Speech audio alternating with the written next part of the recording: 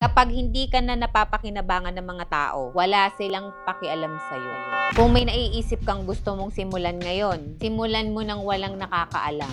Yan ang katotohanan ng buhay. Manahimik ka muna sa simula. Bandang huli, hayaan mong mag-ingay yung mga resulta. Magsisimula ka ng negosyo, walang susuporta sa'yo. Ni sarili mong pamilya, ayaw ka nilang tulungan. Ito mas masakit. Kapag nalaman ng mga kaibigan mo na may negosyo ka, manghihingi pa yan ng libreng produkto imbis na bumili at sumuporta sila sa'yo. Kung kailan ka kasi nagsisimula, doon ka nilang mamaliitin. Kasi nga wala ka pang napapatunayan. Hayaan mo sila. Ganyan talaga ang mga taong walang iniisip kundi sarili nila. Hindi ka nila susuportahan hanggat hindi nila nakikitang umaangat ka. Kaya mag-focus ka lang sa sarili mo at i-improve mo ang negosyo mo. Pag nakuha mo ang success, tingnan mo, lahat